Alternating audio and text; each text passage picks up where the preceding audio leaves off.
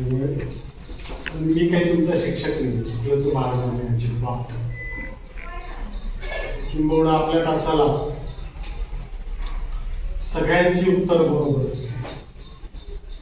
कोणाचंच उत्तर चूक आणि बरोबर असं ठरवलं नाही. सगळी उत्तर बरोबर असते.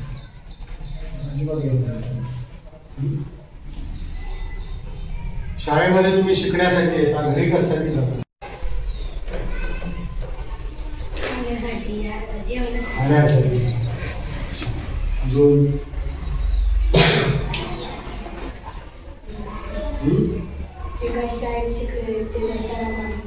शाळेत जे आपण शिकलोय त्याच्यासाठी.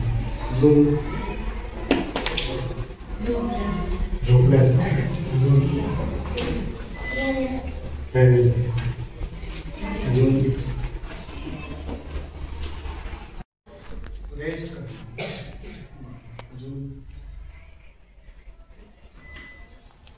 कोण कोण असे आहेत? आई बाबांसोबत बोलण्यासाठी. आई बाबांसोबत बोलण्यासाठी. छान.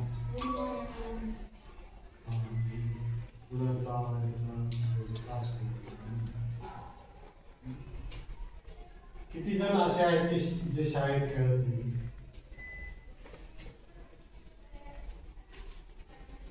तुम्ही सगळेजण शाळेत खेळतो.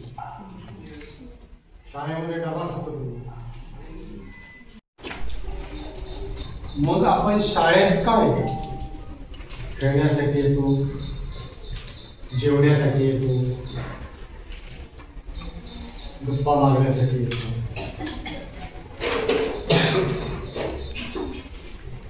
आणि घरी का? शाळेत शिकतो आपण, घरी शिकतो की नाही? शिकतो. तुम्ही तर म्हटले की शाळेत शिकण्यासाठी. शिकण्याची प्रक्रिया ही सतत चालू असते. ती काही घरी थांबलेली असते आणि शाळेत आल्यावरती सतत आपण काही शिकत असतो. हे सगळं शिकत असताना किंवा आपण शाळेत येतो, घरी असतो, आणि दोघांबरोबर बोलतो, झोपतो, खेळतो, अनेक गोष्टी रोजच्या करत असतो. हे सगळं माझ्या हे सगळं करत असताना आपण काय काय शिकतो?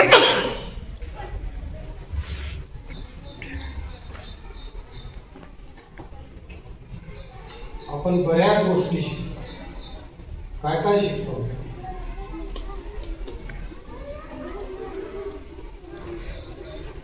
काय काय शिकतो? टेन्शन नाही घ्यायचं, आपण गप्पा मारतो. काय काय शिकतो?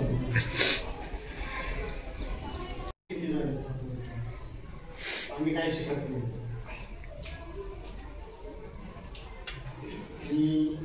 मला आई आणि पप्पा असं खेळवायचं. तेव्हा जे नॉलेज माझं होतं, जे मला येत होतं, तेवढंच मला आजही येतं. त्यात काही वाढत नाही. जसं की तुझं आपण रोज शिकत असतो. फक्त शाळेत शिकतो का? घरी पण शिकतो. फक्त अभ्यासच करायला शिकतो का? मारामारी करायला पण शिकतो. किती जणांना मारामारी करता येते? मारामारी करता येते सगळ्यांनी येते. छान.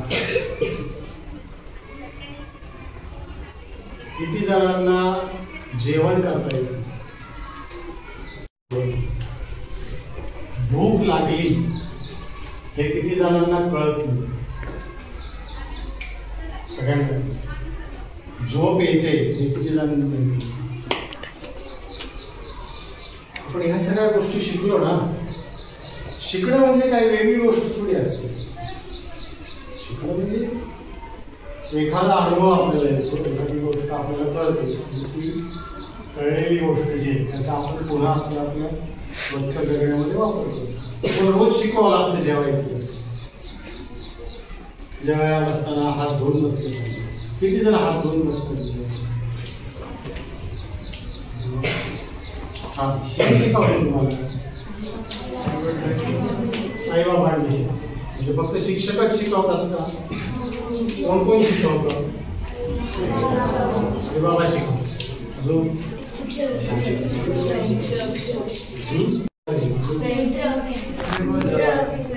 फ्रेंड्स मित्र शिकवतात. कोण?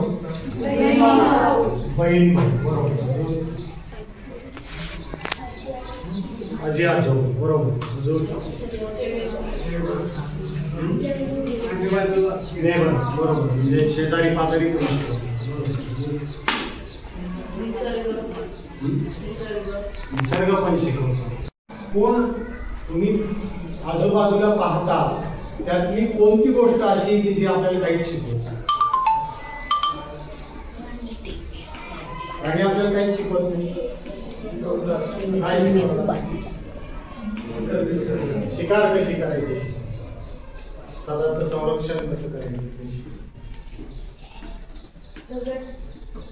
दगड काहीच नाही शिकवत. किती जणांना असं वाटतं की दगड काहीच नाही?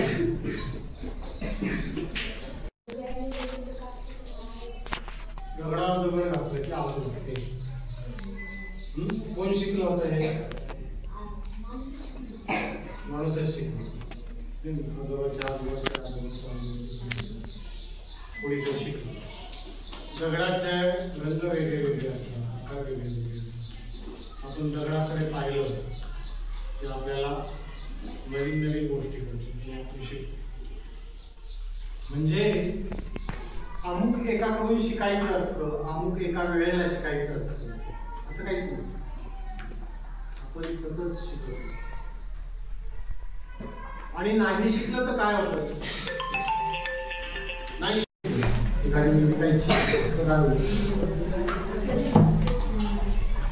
सक्सेस नाही होत. फॉर एक्झाम्पल,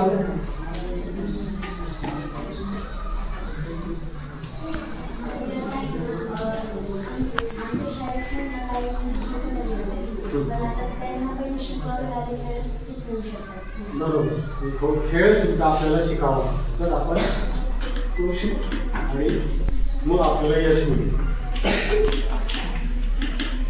म्हणजे आपण बघा, ज्याला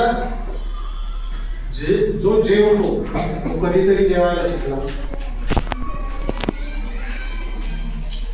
जेवण करणारा कधीतरी जेवायला शिकला. झोपणारा कधीतरी झोपायला शिकला. चालणारा कधीतरी चालायला शिकला. तुम्ही लहान मुलं पाहिजे जन्माला कोण शिकवतं त्यांना? आई बाबा त्याला हाताने धरून हे की मग त्याला बॅलन्स धरायला शिकवतो, चालायला शिकतो. जन्माला आलेलं मुलगा लगेच बोलायला लागतो का? ते पण तो शिकतो. बरोबर. मराठी भाषा ज्या घरात शिकवली जाते किंवा बोलली जाते त्या घरातला मुलगा फ्रेंच बोलायला लागला.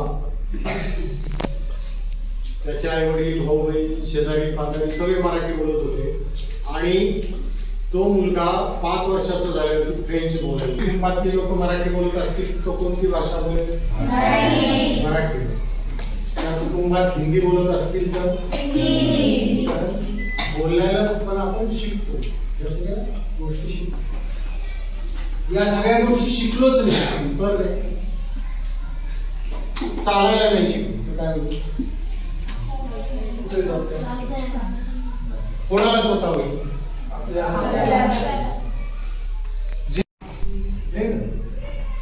4 दिवस फक्त नाही जेवण, उठता पण येत नाही, बसता पण येत नाही, बोलता पण येत नाही. मग आपण जेवायला कोणासाठी शिकलो? आपल्यासाठी. पाणी प्यायला कोणासाठी शिकलो? आपल्यासाठी. खेळायला कोणासाठी? जे शिकायचं कोणासाठी? नक्की किती जण आई वडिलांसाठी शिकतात?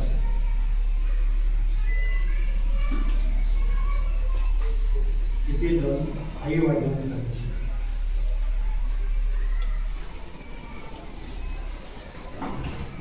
तर तुमच्यातले किती जण असे आहेत की खूप छान गणित किंवा इंग्रजी खूप छान शिकायला लागले आणि तुम्ही इंग्रजी चांगलं शिकले म्हणून आई इंग्रजी बोलते?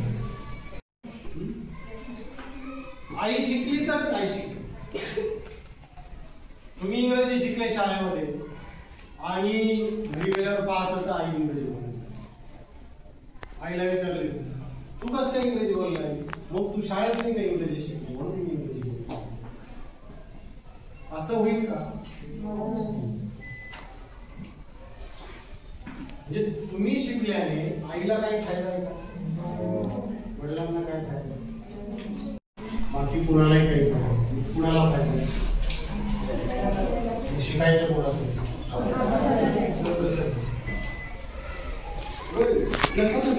दुसऱ्यासाठी आपण शिकतो. पण माणूस जसा चांगल्या गोष्टी शिकत असतो,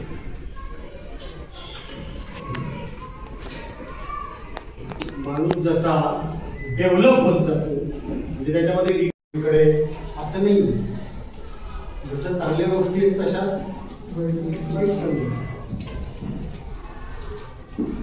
आणि मग काय शिकायचं ते आपण ठरवतो.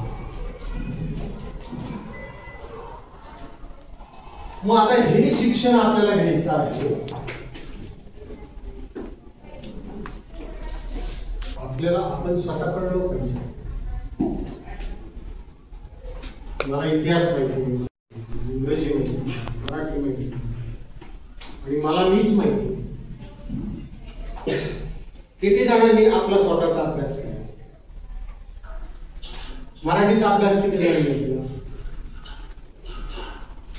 सगळ्यांनी. इंग्रजीचा अभ्यास, गणिताचा अभ्यास सगळ्यांनी. स्वतःचा अभ्यास किती जणांनी केला?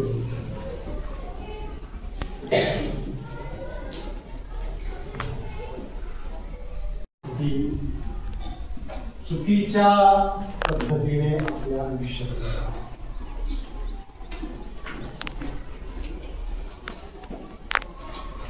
मी बाकी सगळ्याचा अभ्यास केला. भावाचा अभ्यास किती जणांनी केला? भाऊ आहेत ना तुम्हाला? ज्यांना ज्यांना भाऊ आहे भावाचा अभ्यास किती जणांनी केला? भावाची सवय काय असते, काय आवडते, काय आवडते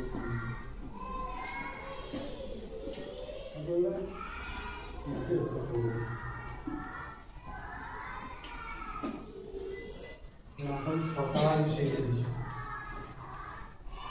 आणि जेव्हा आपण स्वतःविषयी काहीच शिकत नाही तेव्हा नेमकं काय चाललंय आपल्याला कळतं. म्हणून आजचं लेक्चर जे आहे आतापर्यंत चाललेली लेक्चरची तयारी आजचा विषय लेक्चरचा माझा स्वतःचा अभ्यास. कोणाचा अभ्यास? कोण करणार? का करायचा? जर आपल्याला आपलं स्वतःला जर आपण स्वतःच माहिती नसू, मला जर मीच माहिती नसेल काय चांगलं करतोय काय वाईट करतोय, मी एखादी गोष्ट का करतोय एखादी गोष्ट का करत नाही, काहीच कळत नाही. कोणतीही व्यक्ती जी असते, माणूस जो असतो त्याची जी डेव्हलपमेंट होते, डेव्हलपमेंट म्हणजे त्याची विकास होतो. तर त्यामध्ये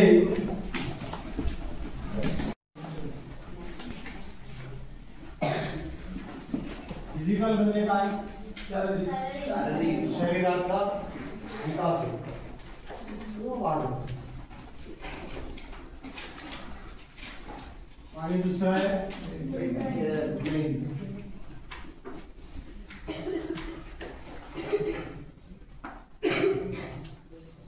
तिसरं आहे सोशल.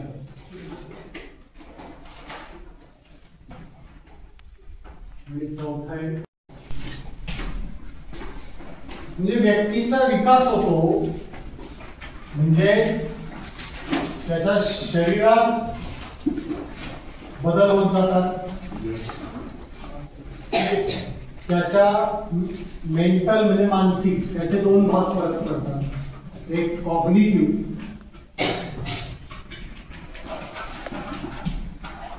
आणि दुसरं इमोशनल.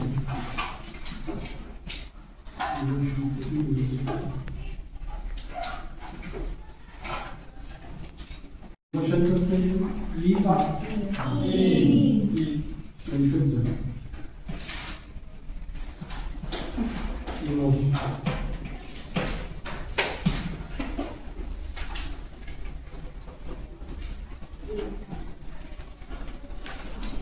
म्हणजे आपला विकास होतो म्हणजे शरीरात बदल होत जातात. कॉग्निटिव्ह म्हणजे आपल्या बौद्धिक म्हणजे बुद्धिक जातो. इमोशनल म्हणजे भावनिक विकास होतो. सोशल म्हणजे सामाजिक. सामाजिक म्हणजे मित्रांशी कसं वागायचं, शेजाऱ्यांशी कसं वागायचं, ठीक आहे, त्याला म्हणतो आपण सामाजिक. आणि कल्चर म्हणजे सांस्कृतिक. आता सध्या गणपती चालले की मग गणपतीचे जे चालले एखाद्या गोष्टीचं आपण वर्णन करू शकतो, एखाद्या गोष्टीचं कारण शोधू शकतो. हे सगळं जे आहे हे कॉग्निटिव्ह. ही कॉग्निटिव्ह. इमोशनल म्हणजे भावनिक म्हणजे मला दुःख झालंय, राग आलाय, आनंद झालाय, मला एखाद्या विषयी असूया वाटते, जेलस वाटते किंवा एखाद्याचा द्वेष निर्माण होतो. आपल्या ज्या भावना आहेत त्या भावना कोणत्या आहेत आणि त्या कशा व्यक्त करायच्या त्याला म्हणतो आपण इमोशन. सोशल म्हणजे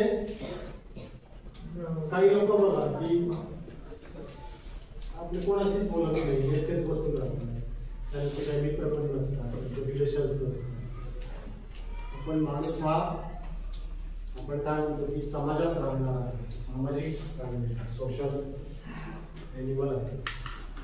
जर आपण समाजात राहतो, समाजात आपण कसं वागतो आणि कल्चरल म्हणजे आपली जी संस्कृती आहे त्या संस्कृतीचा आपल्या जगण्यासाठी जीवनासाठी कसा वापर करून घ्यायचा. आता या सगळ्या गोष्टी मूल जन्म त्या सारख्याच प्रमाणात तो शिकतो का? नाही. त्याचे काही टप्पे आहेत, बरोबर. आता तुम्ही शारीरिक टप्पे साधारणपणे तुम्हाला माहिती असतात. लहान मुलाचं डोकं मोठं असतं, हात पाय छोटे असतात, त्याचे केसांची वाढ होते, त्याच्या शरीराची वाढ होते, त्याची मग त्याच्यानंतर मग त्याच्या दिसण्यामध्ये अजून वेगळे पण परत एक स्टेज अशी येते की जन्माला आलेलं मूल बघा, त्याला जर सगळे कपडे घातलेले असतील किंवा कळत नाही आपण काय हळूहळू मुलगा मुलगी हा फरक शहरात होत जातो. आणि मग मुलगी असेल तर ती हळूहळू तिचा विकास स्त्री शहराची रचना बदलते, सगळं चेंजेस सगळे दिसायला लागतात. ओके. तर हे हा कोणता विकास झाला? शारीरिक विकास. आता हा शारीरिक विकास हा आपल्याला साधारणपणे लक्षात येतो आणि तो त्याचा उपयोग आपण थोड्याफार प्रमाणात करतो. आपल्याला जे काही माहिती होतं त्याचा उपयोग आपण काम शिकतो. याच्या ज्या स्टेजेस आहेत या आपल्याला फारशा माहिती की आपण विचार करायला शिकलो, आपण तर्क करायला शिकलो. एखाद्या गोष्टी असं झालं तर काय होईल, तसं झालं तर काय होईल, याचं कारण काय. मग आपण आपल्याला समजा एखादं काही सरांनी सांगितलं की किल्ला बनवा, किल्ला कसा बनवला पाहिजे त्याचे मॉडेल आपल्या आपण आधीच ते व्हिज्युअलाइज करतो की काय असेल शकेल, कसं आपल्याला चित्र काढायचं, कुठे कोणता रंग भरायचा. कागदावरती हे सगळं व्हायच्या आधी मनामध्ये हे सगळं, ज्याच्यामध्ये माणूस विचार करायला शिकतो. माणूस त्याच्यामध्ये समजा लहान मुले त्याला कळत नाही की बाबा जर दिव्याजवळ जर हात नेला तर आपल्याला झटका बसेल. लहान मुलाला आणि मग त्याला कळत की दिव्याला जर हात लावला झटका बसेल. मग दिव्याला हात लावायचा नाही हे तो शिकला. पण हे जन्मताच शिकला का तो नाही, त्याला त्याचा अनुभव आहे. बरोबर. तर दिव्याला का हात लावायचा नाही, कारण चटका बसेल. म्हणजे त्याला कारण कॉग्निटिव्ह जे आपण म्हणतो की बौद्धिक विकास म्हणजे काय, तर एखाद्या गोष्टीचं कारण काय आहे, परिणाम काय, असं घडलं तर काय होईल. मी समजा दुसऱ्या मजल्यावरून उडी मारली तर काय होईल,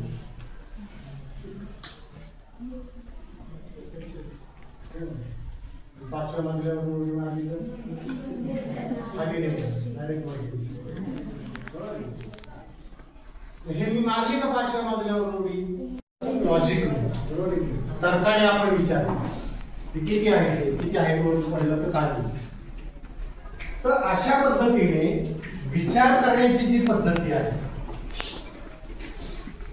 त्याच्यात जो विकास होत जातो त्याला आपण म्हणतो कॉग्निटिव्ह डेव्हलपमेंट. किती जणांचा कॉग्निटिव्ह डेव्हलपमेंट झालीच नाही असे किती जण. लहानपणी माझी जी कॉग्निटिव्ह डेव्हलपमेंट होती तेवढी डेव्हलपमेंट आता आहे. त्या आणि बाबांनी सांगितलं तुला काय या कपडत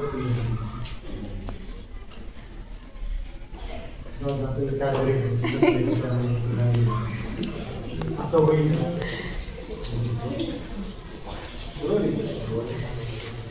म्हणजे तुम्ही काय झालं, काय योग्य आणि काय अयोग्य हे विचार करायला शिकलो. बरोबर. कॉग्निटिव्ह डेव्हलपमेंट, इमोशनल डेव्हलपमेंट म्हणजे मला राग आला, किती राग आला, एखाद्या मुलाने थोडासा चिमटा थोडासा राग आला, रागाने त्याच्याकडे पाहिजे समजा.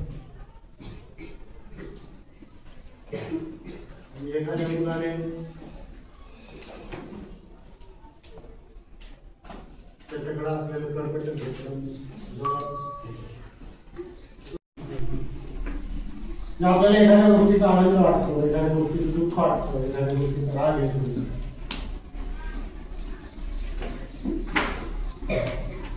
एखाद्या गोष्टी विषयी आश्चर्य वाटतं.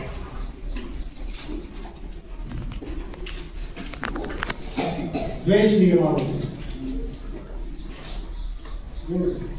माझ्या मैत्रिणीने आज कानातले खूप छान घातले.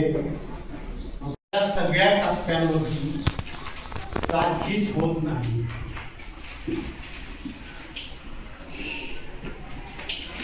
कॉग्निटिव्ह डेव्हलपमेंट हिला पूर्ण व्हायला 20 वर्ष आणि इमोशनल डेव्हलपमेंट हिला पूर्ण व्हायला साधारण 11-12 वर्षी पूर्ण.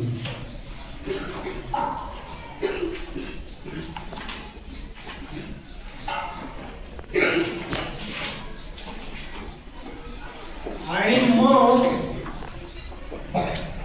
या काळामध्ये जो आहे, या काळामध्ये कॉग्निटिव्ह डेव्हलपमेंट अपूर्ण असते आणि इमोशनल डेव्हलपमेंट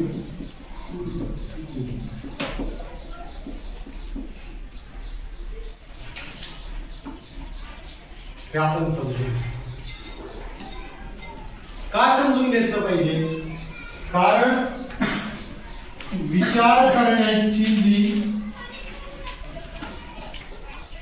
करण्याचा जो विकास आहे, लॉजिकली कारण शोधणं, परिणाम लक्षात घेणं, या सगळ्या गोष्टी ज्या आहेत यांचा विकास अपूर्ण आहे आणि भावनिक विकास मात्र पूर्ण आहे. हा जो टप्पा आहे हा साधारण 18व्या वर्षापासून तो 20व्या वर्ष आणि त्यानंतर दोन्ही डेव्हलपमेंट या प्रॉपर झालेल्या असतात. इमोशनली डेव्हलपमेंट असणे आणि कॉग्निटिव्ह पण डेव्हलपमेंट. हा जो काळ आहे या काळामध्ये सगळे घोटाळे,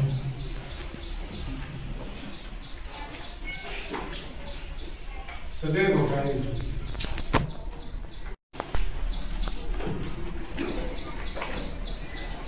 बघा, एखाद्या मुलाला व्यसन कधी लागतं? व्यसन लागण्याचं वय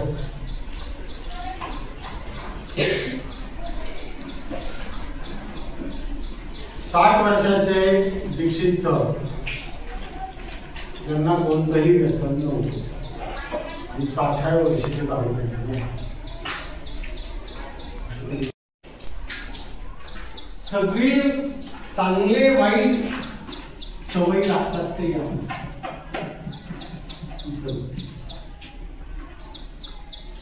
आणि तुम्ही सगळेजण इथे आहात.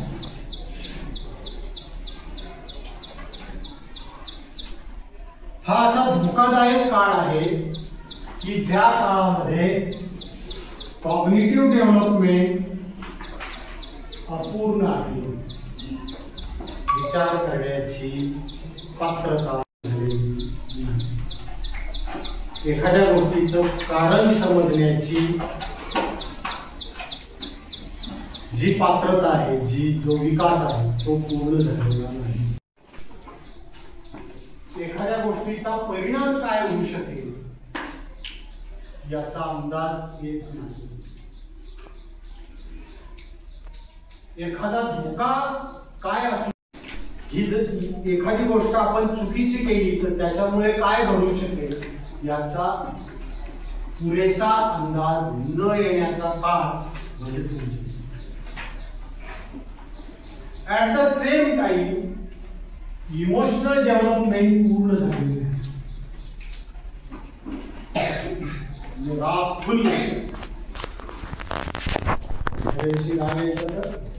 पूर्ण राहा. एखाद्या गोष्टीची मजा करावीशी वाटली,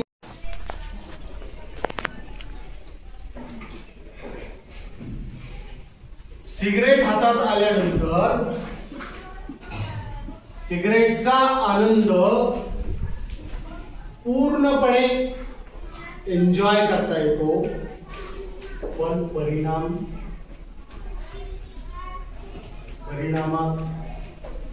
लक्ष देणे इतकं विकास झालेलं नाही. प्रेम कळतं, राग कळतो. असं जर असेल तर इथे काय काय घडू शकतं?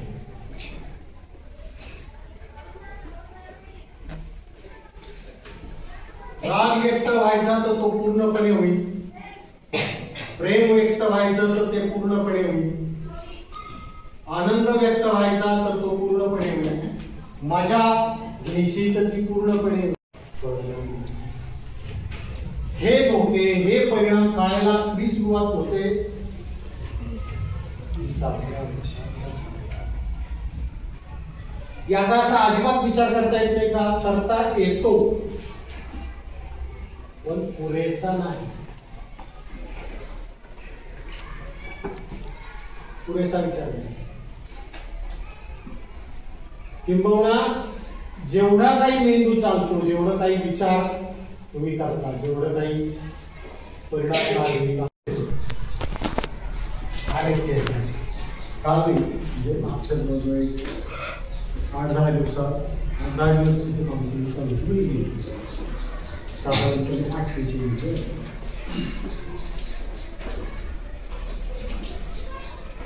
त्यांच्या शाळेतला एक कावडी चालू.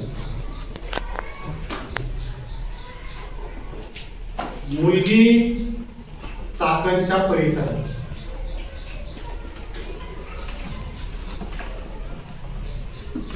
त्यांचं स्वतःचं मोठं हॉटेल, भरपूर इंडस्ट्रीयल भागामध्ये भरपूर जमीन, स्वतःचे गोडाऊन्स बांधलेले, भाड्याने भरपूर. वडील कंपनीत काम, आई गृहिणी, वडिलांचा पगार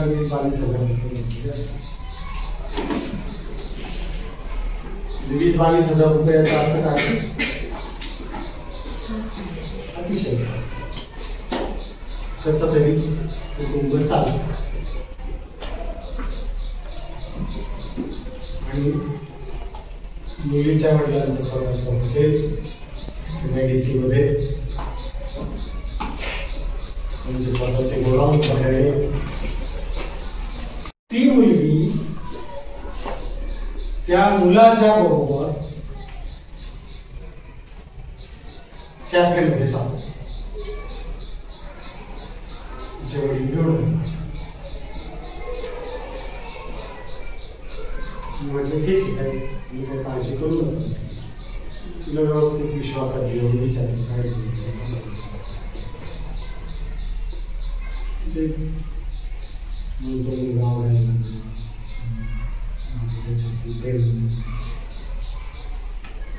सगळे आमचे गप्पा आहे.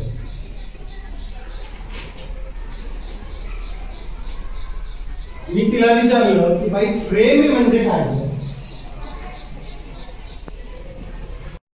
प्रेम तुझं त्याच्यावरती प्रेम म्हणजे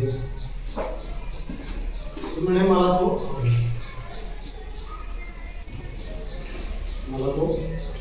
आवडतो.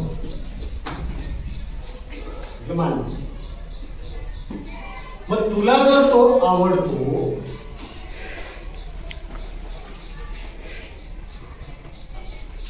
तर मग तू त्याच्याशी लग्न करायला काय हरकत?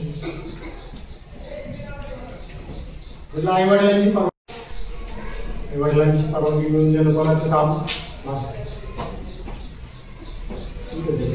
तुला आवडतो तो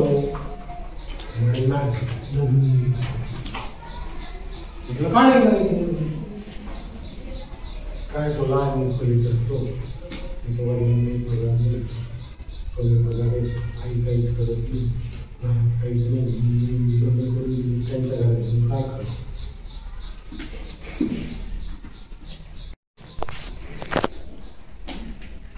तुमच्या आई वडील एकमेकावर प्रेम करताना तुम्ही पाहिलेलं आहे. ते असं प्रेम करतात. आई म्हणते का तुला पगार कमी आहे, तू काय चालले.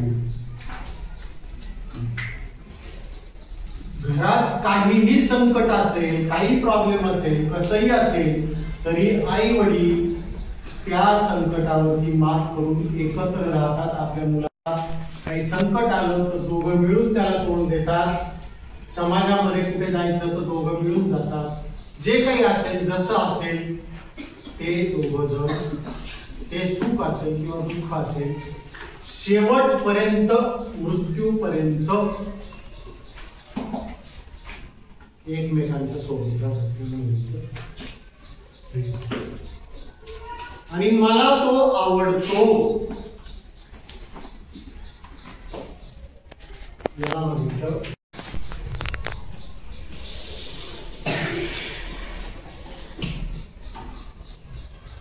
तुम्हाला एखादा मुलगा आवडतो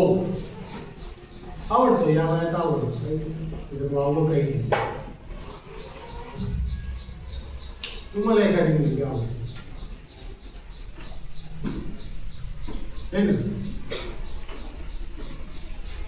आवडायला काय हरकत?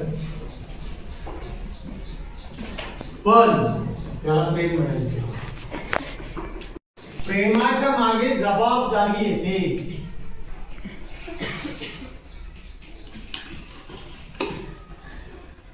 प्रेमासोबत काय येतं? जबाबदारी येते. ही जबाबदारी तो मला आवडतो आणि त्याच्या सोबतची सगळी जबाबदारी मी घेते, त्याला म्हणायचं. जबाबदारीचा विचार करत नाही, कारण कॉग्निटिव्ह डेव्हलपमेंट नाही.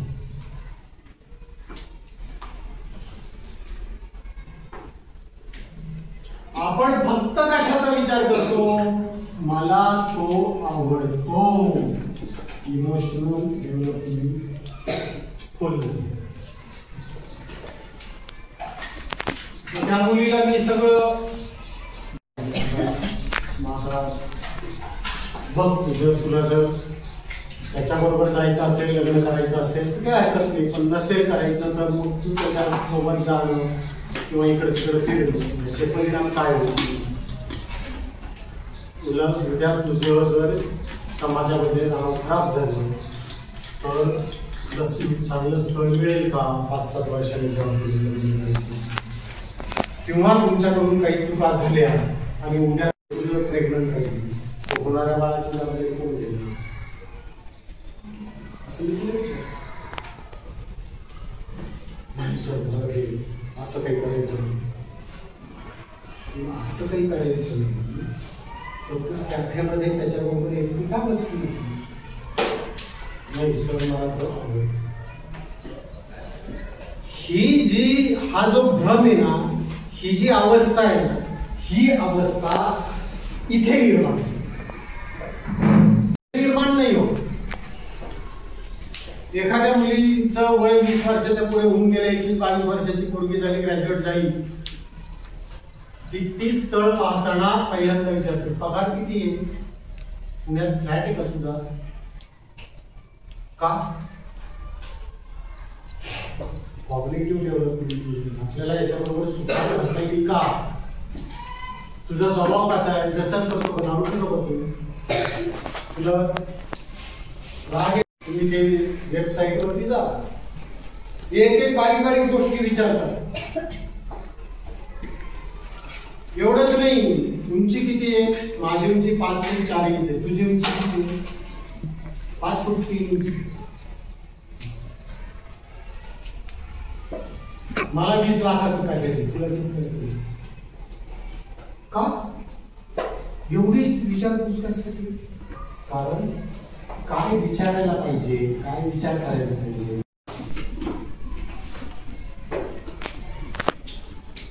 त्या 8वीच्या मुलीला मी हे सगळं समजून सांगितलं. समजून सांगितल्यानंतर 15-20 दिवस छान गेले. परवा दिवशीच मला तिच्या वडिलांचं फोन, सर काय तिनं गणपतीत काढलेला फोटो त्याला पाठवला आणि एक मिस कॉल पण दिला. तुम्ही म्हटलं त्या मुलीला परत तू तिच्याशी बोल, बाळा आपली चर्चा झाली की या वयात अशा गोष्टी घडतात, तर त्याचे परिणाम काय होतील आपण विचार करायला शिकलं पाहिजे. नुसता आनंद किंवा नुसतं आकर्षण, नुसता आवडतो एवढ्या गोष्टी डोक्यात नाही घ्यायची.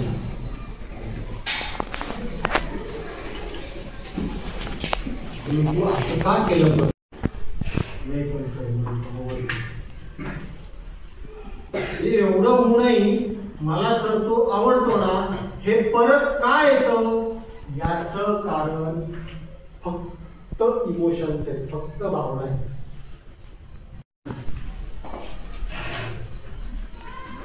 हे तुमचं वय आहे, हे तुमचं.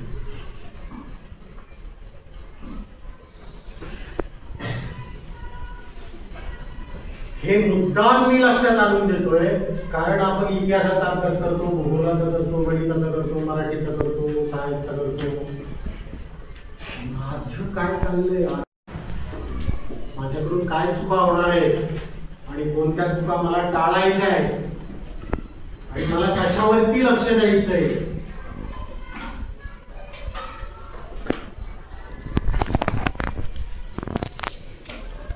या वयात फार सावध प्रचंड सावध. फक्त मुलाच्या बाबतीत होतं असं काही नाही. सिगरेटच्या बाबतीत तेच होतं, दारूच्या बाबतीत तेच होतं, शिव्या देण्याच्या बाबतीत. अभ्यास केला तर आपल्याला चांगले मार्क मिळतील, आपल्याला परीक्षा चांगली देता येईल. परीक्षेत मार्क चांगले मिळाले तर आपल्याला पुढे अजून स्कोर करता येईल. आपण चांगला स्कोर केला तर 11वी 12वी नंतर आपल्याला चांगलं कॉलेज मिळेल. चांगल्या कॉलेजमधून आपण 11वी 12वी केली तर चांगलं इंजिनियर किंवा डॉक्टर किंवा काय अजून जे काही क्षेत्रात जायचं त्या क्षेत्रात आपल्याला सहज जाता येईल. आणि हा झाला विचार, हा झाला विचार. तो विचार करण्याची पात्रता आपली आहे. त्याच्याऐवजी उशिराने उठून थंडी गेले, पाऊसच पडतोय, आजच्या दिवस आमच्या काय होणार आहे नाही त्याला सरांचं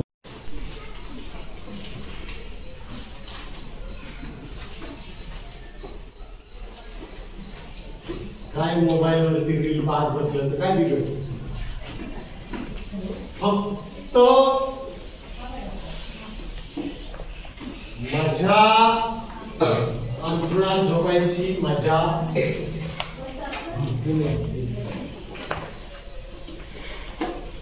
मोबाईल वरती गेम खेळणं किंवा रील्स करत फिरण्याची मजा जास्त वाटते. परिणामाचा विचार होत नाही. आणि मग अभ्यास करत नाही. त्याला विचारायला का नाही करतो, काय समजणार त्याला तर आतमध्ये काय चाललंय हे माहितीच नाहीये, काहीच माहित नाहीये. तो काय म्हणतो, तो तुम्हाला कंटाळा आला, सरांनी काल मला मारलं, मॅडम मला अशा म्हटल्या,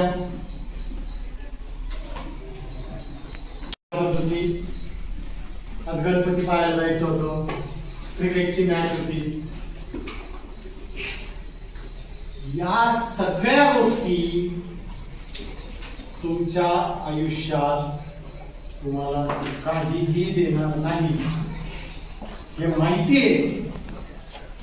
फक्त मजा वाटते म्हणून त्या करायच्या का भावनिक विकास भरपूर झाला, पण त्याचे काय गंभीर परिणाम होतील. आता इथेच तुमचे आई वडील,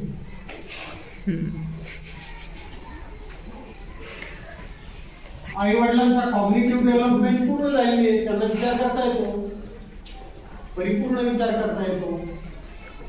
त्यामुळं त्यांना दिसतंय की आपलं पोरगं सारखं झोपून राहतंय, आपलं पोरगं शाळेतला अभ्यास करत नाही, आपल्या मुलाने होमवर्क पूर्ण केला पाहिजे, तो काहीच करत नाही, त्याला चांगले त्याने आता तिने थोडंफार मुलाने व्यवहार शिकला पाहिजे, 4 गोष्टी त्याला दुकानातून आणता आल्या पाहिजे. पण नुसता बेडरूम मध्ये पडून राहतो, अभ्यास करत नाही, नुसतं मोबाईल पाहतो.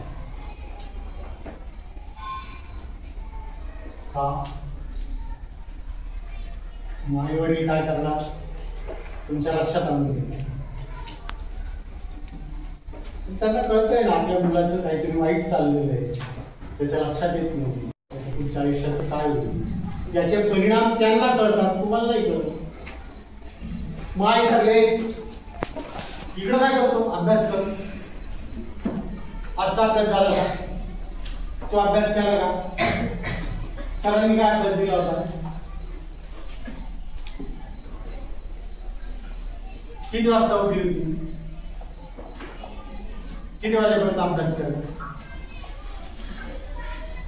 मग तुम्हाला काय वाटतं यार आणि ह्या सूचना काही तुम्हाला आनंददायी नाही वाटत, त्याच्यात काहीच आनंद नाही, सूचनेचा त्रास होतो, मग काय करा, आई वडिलांपासून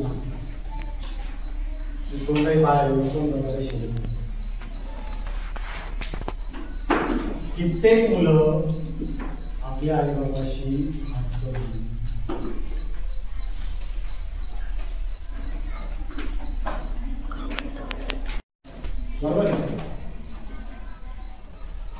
बरोबर आहे का? बाप दिसला का आपल्याला सांगणार अभ्यास केला का नाही, त्याच्यापेक्षा बापाचं थोडंच पाहिजे, सामग्री काय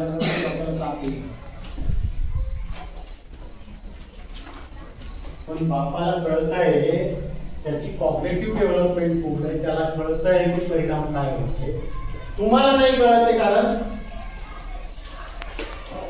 डेव्हलपमेंट तुम्हाला फक्त मजा कळते.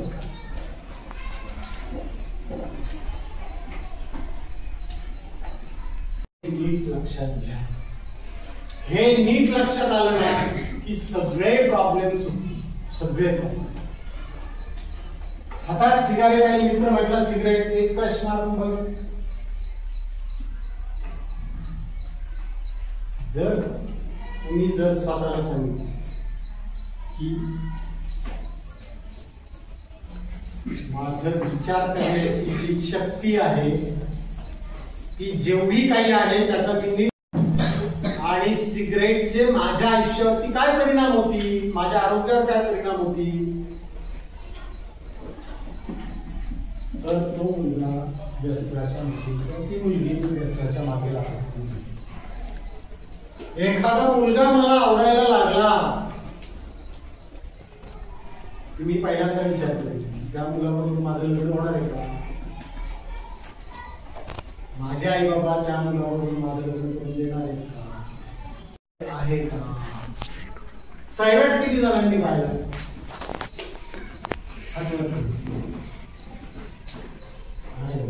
जवळजवळ सगळे. तुम्ही नाही पाहिलं? सैराट नाही पाहिलं का? झिंग झिंग झिंगाट,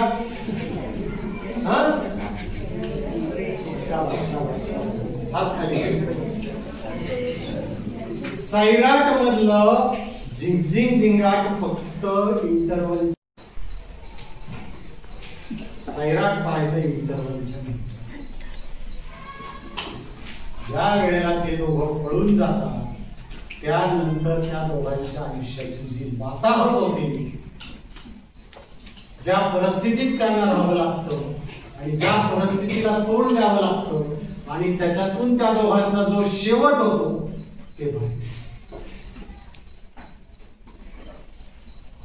अशा परिस्थितीला तोंड देणं शक्य आहे का, योग्य आहे का? एक कोणीतरी आपल्याला नवखा मुलगा आवडतो किंवा नवखी मुलगी आवडते, त्यासाठी आपल्याला ज्यांनी लहानपणापासून पाळलंय पोसलंय असे आई वडील भाऊ बहीण सगळ्यांना तोडणं, सगळी नाती तोडणं आणि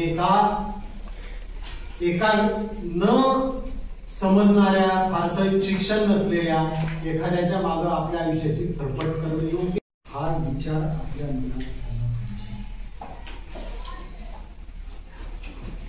हे सायन्स कळालं ना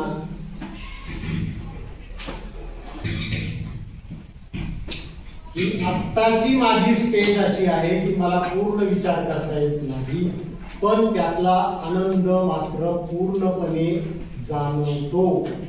मग फक्त आनंदासाठी निर्णय घ्यायचा नाही, तो निर्णय घेताना त्याचे माझ्या जगण्यावरती भविष्यात काय परिणाम. प्रत्येक गोष्ट आवडते म्हणून करायची हे चूक. या वयात तरी ते नीट लक्षात ठेवायचं, ती गोष्ट माझ्या आयुष्यासाठी उपयोगाची आहे का. प्रत्येक वेळेला हा प्रश्न विचारायचा. अभ्यास करायचा कंटाळा आला, प्रश्न विचारायचा. अभ्यास करायचा कंटाळा आल्यानंतर अभ्यास न करणं हे माझ्या आयुष्यासाठी उपयोगी आहे का. म्हणून या वयात फक्त त्याच्या पाठीमागे जायचं आणि एक लक्षात ठेवा की ज्या गोष्टी आवडतात, ज्या गोष्टींमध्ये आनंद मिळतो, त्या सगळ्या गोष्टी जीवनासाठी उपयोगी असतातच असं नाही. किंबहुना ज्या गोष्टीतून सहज आनंद मिळतो, नीट ऐका, ज्या गोष्टीतून सहज मारक असतात,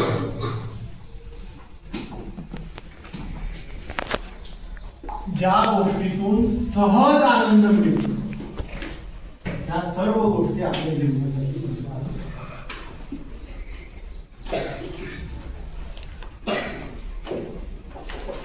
मी सकाळी उठल्यानंतर योगासन, प्राणायाम, व्यायाम केल्यावरती मला आनंद मिळतो. काय काय करावं लागतं मला? फ्रेश व्हावं लागतं, व्यायाम करावा लागतो, है की नाही?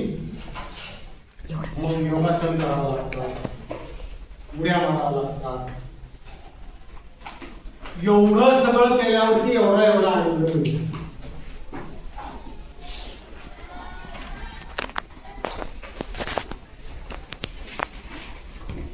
तेच सकाळी उठल्याबरोबर मस्तपैकी मोबाईल काढला, फेसबुक रील्स पाहत बसले की काही आनंदाचा तुमच्या आयुष्यात काय उपयोग आहे? एखाद्या मुलाला मी 1000 रील्स पाहिल्या, वाव छान, काय झालं तुझ्यात, काय डेव्हलप केलं? आता माझ्याकडे अजून एक केस आली, 12वीला पुण्यात. आई वडिलांनी पुण्यात तिला रूम घेऊन दिली, कॉलेजला जाते तिथे. ही पोरगी डिप्रेशन मध्ये गेली. डिप्रेशन याचा अर्थ कशातच आनंद न वाटणे. तुला कशातच आनंद वाटेना, चला बेचैन व्हायला लागली, कशातच रस नाही, कशातच इंटरेस्ट नाही. मैत्रिणींशी बोलावं असं वाटे ना, सकाळी उठून काही अभ्यास करावा असं वाटे ना, योगासन प्राणायाम करावं, काही नुसतं पडून राहायचं, झोपून राहायचं. मैत्रिणींशी गप्पा मारण्यामध्ये इंटरेस्ट नाही, नुसतं पडून राहायचं. म्हणजे डिप्रेशन वेळेपणाची स्टेज. मुलगी माझ्याकडे आली, म्हणजे सर घरीला मला तुझं दिनक्रम सांग. काही उठले कमी रील्स पाहत बसते, कधी कधी दुपारपर्यंत कॉलेजला. डिप्रेशन येईल नाही तर काय म्हटलं, नशीब म्हटलं तू आता डिप्रेशनच्या फर्स्ट स्टेजला आहे. कितीतरी मुली अशा किंवा मुलं डिप्रेशन मध्ये जातात, पण गळ्याला दोर बांधून म्हणून जातात किंवा कुठतरी नदी. सिगरेटने आनंद मिळाला किती वेळ लागतो? पेटवली की एका सेकंदात आनंद. दारूने आनंद मिळाला किती वेळ लागतो? आज गेलं की आनंद. परिणाम सहज आनंद मिळतो, ही गोष्ट जीवनासाठी. मला एक मुलगा आवडला, छान आहे, एकदम केस दिसत असं मस्त स्टाईलने एकदम. जाते त्याच्यामध्ये सोपं आहे, आनंद पटकन मिळतो.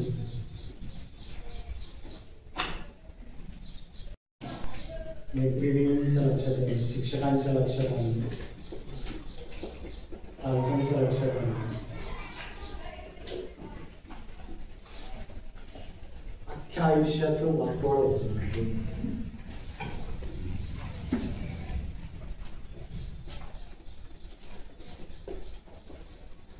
जसं सहज आनंद मिळतो तो जीवनासाठी मार्ग असतो, तसं कष्टपूर्वक मिळालेला आनंद हा जीवनासाठी सहाय्यक असतो. खो-खोची मॅच जिंकण्याचा आनंद मिळवायचा असेल कष्टातून मिळालेला आनंद हा जीवनासाठी आवश्यक असतो आणि जीवन घडतं. मला गणिताची सगळी सूत्र पाठ करून त्याच्या आधारे गणित सोडवता येण्यासाठी कष्ट करावे लागतात. एवढे कष्ट केले की एक गणित सुटल्याचा आनंद होतो, त्या 2 मार्क मिळाल्याचा आनंद, खूप कष्ट करून मिळालेला थोडासा आनंद जीवन आणि सहज सोपा आनंद जीवनाला मार्ग असतो. त्याच्यात अजून एक गोष्ट आहे, बरं या वयातली मुलं साधारणपणे अपमान फार लगेच होतो त्यांचा, कारण इमोशन्स. पण ही घटना का घडली म्हणाली तर एखाद्या मॅडमने काही 2 छड्या दिल्या, सगळ्यांच्या देखत बोलली, माझा केवढा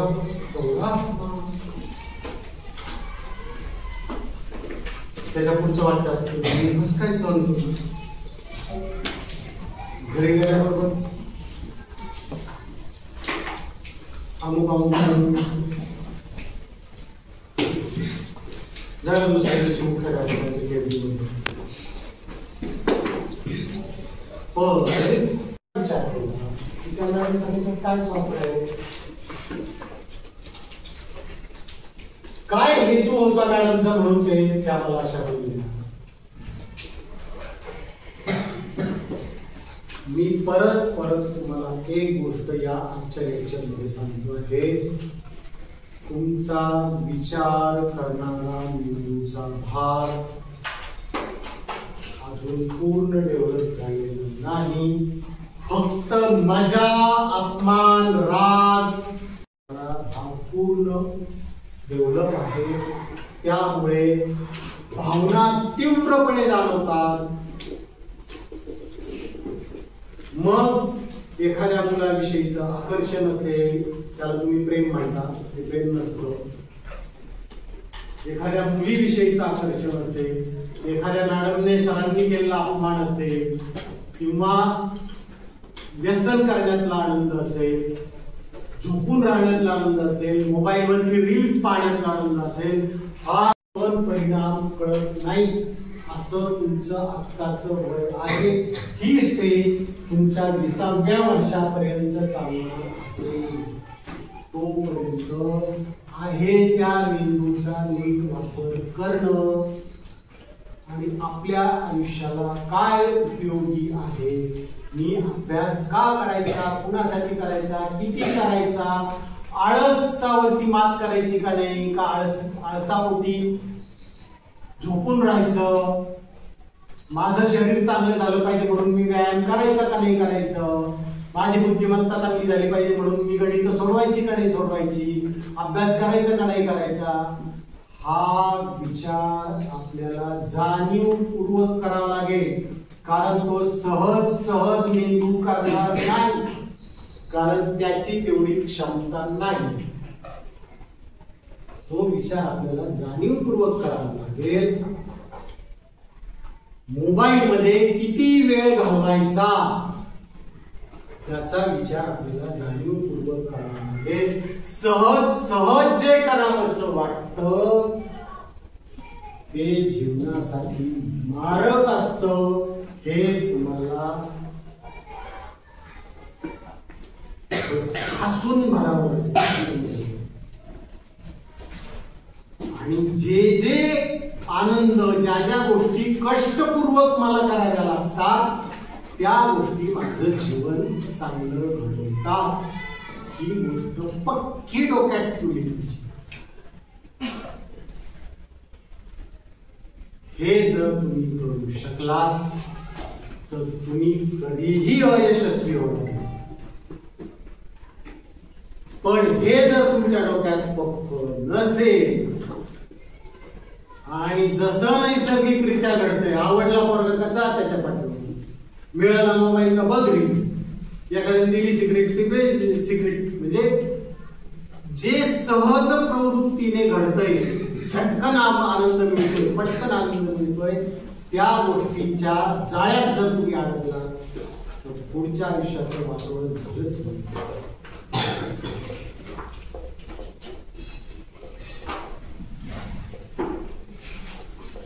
तुम्हाला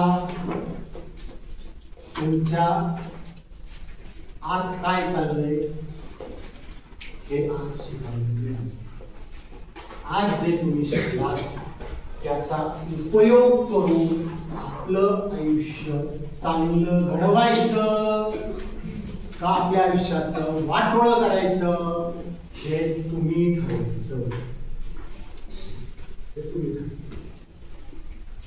तुम्हाला रील्स पाहत किंवा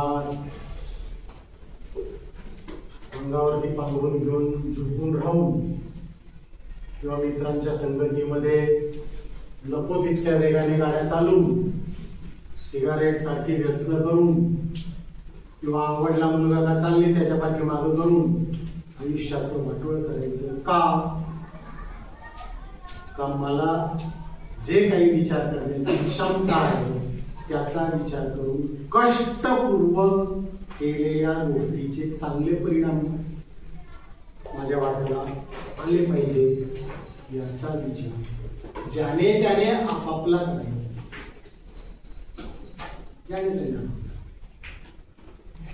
तुमच्या आयुष्याचं वाटोळ झालं तर शिक्षकांना काय फरक पडत. तुमच्या आयुष्याचं वाटोळ झालं तर परीक्षेत साधनं काय फरक पडत. तुमच्या आयुष्याचं वाटोळ झालं तर शाळेला काही फरक पडत. तुमच्या आयुष्याचं वाटोळ झालं तर आई वडिलांना थोडासा फरक पडेल पण 4 दिवस 2 दिवस त्यानंतर ते म्हणून जाऊ बाहेर गेले त्यांनाही काही फरक. या 2-3 वर्षातल्या किंवा काय आपण 5-7 वर्षातल्या 5-7 वर्षातल्या चुकांचे परिणाम तुमच्या 60-70 वर्ष होतात. माझ्या बरोबर एक मुलगा होता. आम्ही ग्रामीण भागात शिकलो. अतिशय हुशार एकदम तीक्ष्ण त्याची बुद्धी आणि त्याच्या सोबत मी असायचो. त्याच्या इतकी चांगली त्याला असंच मित्रांबरोबर लागलं वेळ. त्यावेळेला काही मोबाईल नसायचे. चिंचाच्या झाडाखाली जा तिथं बसून गप्पा मारत बस. तिथं रानात इकडे तिकडे फिरत बस. पोहायला जा. तिकडे सिगरेट बिड्याची थोडकं गोळा करायची. लोकांनी घेऊन टाकून दिलं त्याला थोडून बिडी पिल्या उरलेला टाकून दिले तो गोळा करायचा. आमच्या बरोबरच आम्ही शिकलो. आम्ही बाहेर आलो नोकरीला लागलो.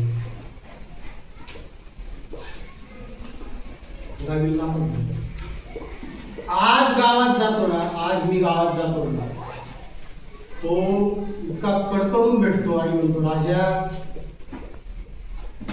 2-4 वर्षाचं आयुष्य कळलं नाही.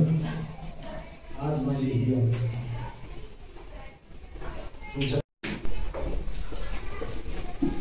असं आपल्याला आपल्या आयुष्यात करायचं. तुम्ही आवडली बोलली की मागं लागायचं. आवडली तर छान आहे ठीक आहे पण मला आता माझा अभ्यास आहे माझं आयुष्य वाढवायचं असा विचार करायचा. हे निर्णय घ्यायचे त्याने तुम्ही कोणाला शिकवायचं पण कशामुळे आपण चुकीचे निर्णय घेतो. कशामुळे आपण आपल्या आयुष्याचं वाटोळ करून घेतो. कशामुळे आपण आपल्या आयुष्यात ध्येय ठेवू शकत नाही. आपण कष्ट करून आपण यशस्वी का होऊ शकत नाही. या वयातली मुलं कुठे चुकतात आणि का चुकतात हे तुमच्या लक्षात आणून घेणं हे आजच्या लेक्चरचं प्रयोजन होतं.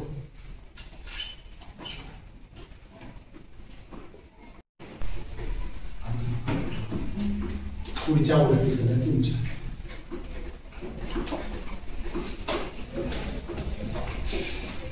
शांत डोळे झाकायचे. पाठीचा मुलगा ताण.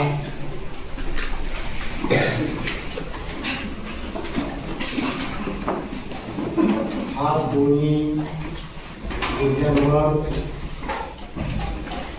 छातीचा मणका सरळ. मोठं होण्यासाठी कष्ट करावे लागतात, यावर माझा विश्वास आहे.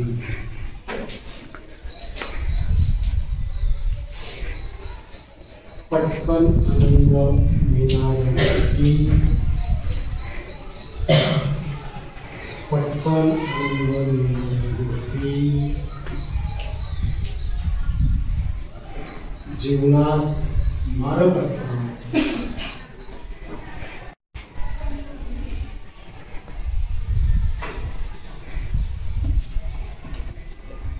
जीवनासाठी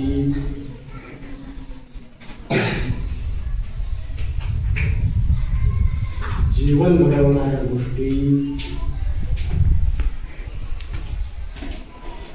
कष्टपूर्वक मिळतात हे मला समजले आहे. त्यामुळे तात्काळ आनंदासाठी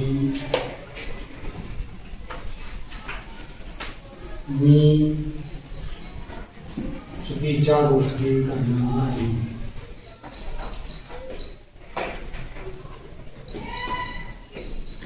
मात्र कष्ट करून त्या कष्टाचा त्रास सहन करून मी माझे जीवन घडवीत आहे. शांतपणे निर्बंध श्वासावर लक्ष केंद्रित करायचं. 5 ते 1 म्हणणार आहे. 5 हाताच्या बोटांनी खेळायचा. 4 पायाच्या बोटांनी खेळायचा. 3 हात हलवायचे. 2 खांदे हलवायचे. 1 डोळे उघडायचे. थँक्यू.